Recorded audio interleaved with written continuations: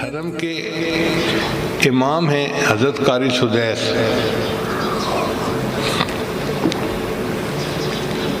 قرا حضرات تو ان کے اوپر عاشق ہوتے ہیں، اور اللہ نے اب ان کو اور عزت دی۔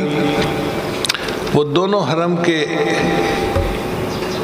امام بن گئے، یعنی حرم مکہ کے اماموں کے بھی سینئر وہی ہیں اور حرم مدینہ کے اماموں کے بھی سینئر وہی ہیں۔ اللہ نے شان دی ہے، مکہ جاتے ہیں تو اس مسجد میں نماز کی امامت کرتے ہیں، مدینہ جاتے ہیں تو مسجد نبوی میں امامت کرتے ہیں۔ ایک دفعہ ان سے کسی نے سوال پوچھا کہ حضرت آپ کو یہ مقام اللہ نے کیسے دیا کہ آپ امام الائمہ ہیں؟ تو قاری سدیس صاحب نے یہ واقعہ خود بیان کیا، فرمانے لگے کہ میں بچپن میں بہت شرارتی تھا،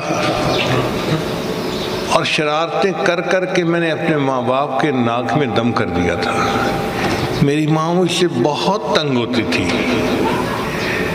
مگر میرے لیے دعائیں کرتی رہتی تھی۔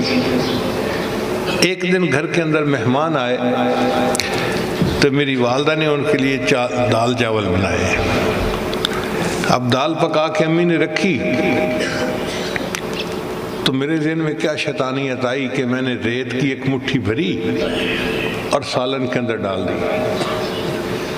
دیکھنے میں تو کسی کو پتہ نہ چلا۔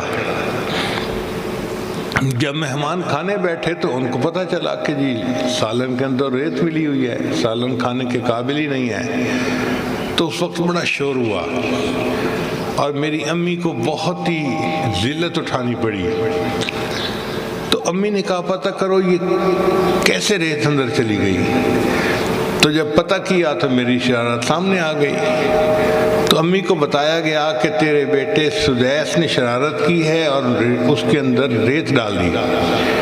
کہنے لگے اس وقت امی کا چہرہ غصے سے سرخ تھا اور وہ پریشان تھی میری جو ہے نا شرارت کی وجہ سے، اور اس غصے کے عالم میں امی نے مجھے کہا کہ بیٹے تو نے مجھے بہت ذلیل کر دیا، رسوا کر دیا مہمانوں کے سامنے، پتہ نہیں تجھے کب ہدایت ملے گی۔ میں تو دعا کرتی ہوں اللہ تجھے حرم کا امام بنا دے۔ اس غصے کے عالم میں جو ماں نے یہ کہا کہ میں تو دعا کرتی ہوں اللہ تجھے حرم کا امام بنا دے، اللہ نے اس کو قبول کر لیا اور آج میں دونوں حرم کا امام ہوں۔